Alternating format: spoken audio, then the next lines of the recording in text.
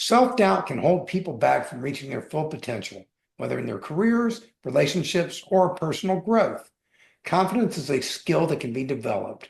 But what are the most effective strategies to overcome negative self-talk and build lasting self-assurance? In this interview series, we're talking to mindset coaches, psychologists, authors, and other experts who can share actionable insights on overcoming self-doubt and cultivating confidence. As a part of this series, I had the pleasure of interviewing someone I call my dear friend, Emily Guerra. Emily is a productivity life coach, mindful productivity speaker, and founder of the Productivity Flow. She's dedicated to empowering self-employed women to break through mindset barriers and master the systems, tools, and routines that drive meaningful daily progress. Emily's mission is to help her clients create a work-from-home lifestyle they love, one that blends productivity with balance. Drawing on insights from therapy, neuroscience, and her own journey as a solopreneur, Emily delivers practical, sustainable strategies that transform the way her clients work and live. Whether through her one-on-one coaching, online courses, engaging talks, or resource-rich blogs and freebies, Emily equips women with the tools to achieve their goals while cultivating a positive and resilient mindset. Emily, how are you today? I am so good. I'm very excited to have this conversation with you, Stanley. How are you doing today? I'm doing super, never better. I'd love to hear it. I always love your energy. Thank you. So, question for you. Hit me. Tell people how you got into this area. Yeah, well, it was definitely a windy road, something I wasn't always planning, honestly. So my journey really got kickstarted with the COVID-19 pandemic. Before the lockdown began, I was actually in wedding planning. And then the lockdown happened, weddings stopped happening. And so there was a couple month period there where I just felt really stuck. I was sulking, kind of angry at the world, angry at the pandemic, and didn't know what to do with my life. And once I started kind of getting over my sulking period and I really leaned into therapy, I realized that I wasn't the type of person to just wait for life to happen to me. I really wanted to take back my control and start actually living life again. And so I got some online certifications and I started freelancing out different social media services to a handful of entrepreneurs that I knew at the time. And through working with these entrepreneurs, there were some patterns that became very obvious to me. And I think some of the big ones were that nobody had work-life balance. Very few people had the right systems in place to help them achieve their goals. And everybody was burning out all of the time. And so I was like, there has to be a better way. There needs to be a better way for all of us to work, especially in this post-pandemic era where most of us are working from home most of the time, right? And so I naturally really just started learning a lot more about the brain, mindset shifting activities, self-empowerment activities, along with productivity strategies and systems. And I realized if we really start looking at productivity holistically, right? Not just about getting more done, but also about the mindset, the vision, the balance, the goals, and with a holistic eye, then maybe we can actually achieve work-life balance more easily. Maybe we can actually start, actually living the life that we are working so hard to build. So I got certified as a productivity life coach, founded the Productivity Flow, and have been officially coaching since 2022. You are an excellent example of what I predicted during the lockdown. I said there is going to be a massive productivity boost once this whole thing lifts. Yeah. Because it's going to be tons of creativity because it's all been bottled up. Absolutely.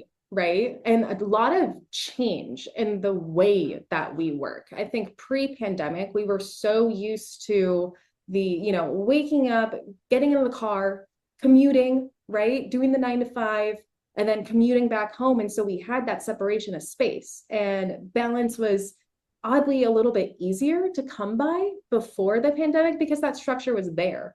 And now that that structure is not there for a lot of us, or it changes all the time with the hybrid work schedule, how do you actually like take back control again, especially when we weren't taught any of this. We were never taught how to do any of this kind of stuff. So that's where like I personally just get so obsessed with reading and understanding current research that's out there, new research that's coming to light, and putting all those pieces together. It's just like a passion of mine and something that not everyone's going to do. Why would you? Right? So let me do it and let me help you. Um, Interesting. You talk about balance, Hmm. work-life balance. I always ask people, are you trying to find balance? And they go, yes, trying to find balance. I go, you're never going to find balance. I love that you're You saying have that. to create balance. Yes, that's what I say all the time. I always tell people balance is a choice that you have to make over and over and over and over again, each and every day, right? And it's in the small choices too. Like, I think there's this misconception that you need to completely overhaul your routine, or you need to like change careers or change jobs in order to find the balance. Like, we need to make these large, massive changes. That's not the case. In fact, it's when you try to make those massive changes in one go that you end up reverting backwards, beating yourself up, being at the starting place again, and not knowing what to do, right? So it's in those small intentional choices throughout the day that create that balance. And just some examples of what those choices look like. For instance, set a stopping time for your workday, right? If you're working from home and you, let's say, have kids and you know you want to make dinner and you want to enjoy the night with your kids, then make sure that you set a stopping time for yourself. Let's say 6 o'clock. So that way, when 6 o'clock rolls around, you know it is time to put work away and it is time to now shift into personal mode, I like to call it. So it's little choices like that that genuinely make balance, dare I say, easy. And it's all about baby steps. You Yes. don't work on it a little bit at a time, a little bit at a time. You should have one goal. Mm-hmm. I can sum it up in 2 words. Your goal is beat yesterday. Oh, I love that. That very much plays into my motto. So, what I kind of live by, and really what's the foundation of my coaching philosophy, is this phrase, move 1% forward. If you can move 1% and improve 1% each and every day, you're doing better than yesterday, and you're going to hit 100% way faster than if you lead into this all or nothing mentality and end up just reverting backwards, right? So I love that you brought that up. It's funny that you say that. The accountant in me put together a spreadsheet going all the way back to February 1st, 2009, which is when I started this journey. And so a little over 16 years at this point. And I said, where would I be if I'm 1% better every day? I Hmm. sat there and I looked at it. I forgot what the exact number is. I'm something like um, 900 9 million times better. I don't know if that's the right word for it. It's way past the billions and the trillions and the quadrillions and I all that. love that. It compounds. It compounds, and it compounds so much faster than people realize. I think that's like the kind of big misconception about incremental change is like it's too slow. I need change now. I want change faster. Like I don't have time to waste on the incremental steps. I will then come in and say, well, let's look at the science, right? Like there we have the aggregation of marginal gains model, we have the progressive principle. Like there are so many data points out there that prove that incremental change is how our brain changes the best, right? So taking Mhm. that into account is always important. But then also look in the past, look in your own examples and your own goals.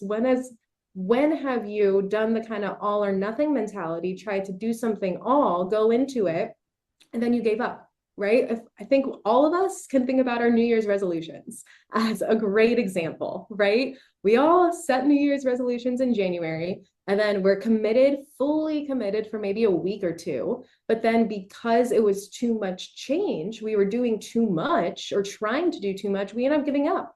By the end of January, more than like 70% of people have given up on their New Year's resolutions by then. So what if we took a different approach? Because clearly that's not working, right? See, I'm an outlier. On Mm, 2009, when I started, all the changes I made sort of were my New Year's resolution, and I didn't do them. yeah. And then February 1st was coming up, and I woke up and I turned to my wife and I said, I'm done. Yeah. I'm done playing this game. I'm wasting my potential. Mm, And if I don't start making some changes now, I'm going to be dead. That's what I yeah. said. Well, And you know, sorry, totally yeah, interrupted. I just got so excited. go ahead, go ahead, go ahead. I think what you're really exemplifying there, and this is something that I really try to prove in each and every coaching call I'm in, is you don't always need to believe that you can hit the final goal, whatever that is, right? It may be so far out there that it feels a little too much and you just might not believe in yourself fully yet. That's okay. What you do need to believe in is that you can do the first step, is that you can try, that you can get started, right? If you can believe in that, the micro steps, the first baby step, and your ability to do that, then guess what? Momentum's going to pick up, right? Momentum will give you proof. Hey, I can do this. I have been doing this. Always Right? break it down into something simpler. But Yeah, it, I mean, I'll just tell you, if you would have told me 16 years ago,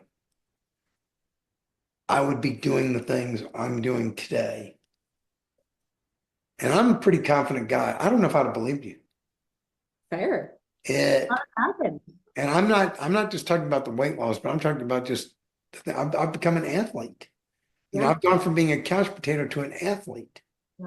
Not And, everybody. all at the age of 65 plus. Yeah. And it's kind of bizarre, but it shows me we are all more powerful than we might have ever imagined. All of us, even Yes. the most confident among us. Always. We just have to believe in our ability to try, to get started. That's truly We it. we don't even have to do it. We get to do it. We get to do it. I love that reframe. I try to practice that reframe all the time. Replace have to with get to. Instead of I do it. I do that all the time. That's my concept number 6 in my system. yes, Perspective. it matters a It lot. how you look at it makes it so much easier. Oh yeah. I don't have to go to work today. I get to go to work. Yeah. I don't have to eat healthy today. I get to eat healthy today. Yeah. I No, don't I have to wash all these clothes for my kids who have made a mess. I get to do it because I love my kids and they're so sweet and they're so wonderful. Look at except for when they're not. But everybody gets frustrated with their kids from time to time.